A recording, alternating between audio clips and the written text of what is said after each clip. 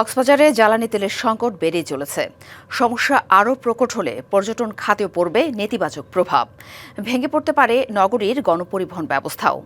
এ অবস্থায় দেশের প্রধান পর্যটন কেন্দ্র ও বিপুল সংখ্যক রোহিঙ্গা অধ্যুষিত অঞ্চল হওয়ায় বিশেষ বিবেচনায় তেল সরবরাহ বৃদ্ধির দাবি সংশ্লিষ্টদের।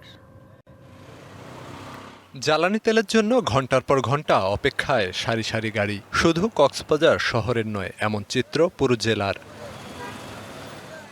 2, 3 বা 4 থেকে 5 ঘন্টারও বেশি সময় ধরে অপেক্ষার পরও কেউ কেউ জানেন না কখন পাবেন কাঙ্ক্ষিত তেল। দীর্ঘ অপেক্ষার পর অনেক সময় তেল ফুরিয়ে যাওয়ায় বন্ধ করে দেওয়া হয় পাম্প। তখন হতাশ হয়ে ফিরতে হয় অনেককে।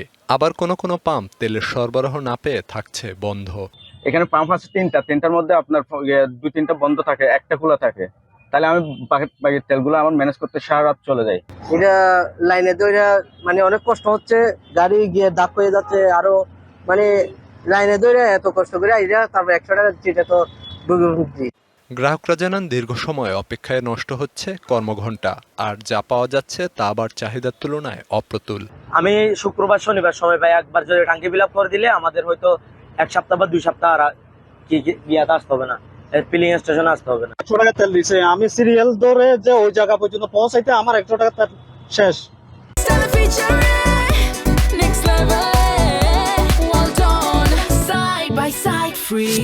চাহিদা মতো তেল সরবরাহ না থাকায় বেগ পাওয়ার দাবি পাম্প কর্তৃপক্ষের।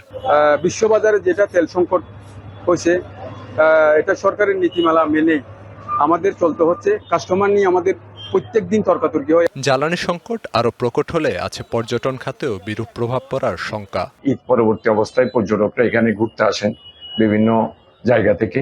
তো সেই হিসাবে হোটেল মোটেল জন থেকে শুরু করে, গাড়ি থেকে শুরু করে, এবং ওই ঢাকা চিটাং থেকে বিভিন্ন জেলা থেকে গাড়ি আসে। ওই গাড়িগুলোতে অতিরিক্ত কিছু চাহিদা দরকার। পর্যটন জেলা হিসেবে বিশেষ বিবেচনায় তেল সরবরাহ বাড়ানোর দাবি স্থানীয়দের। DBC news desk.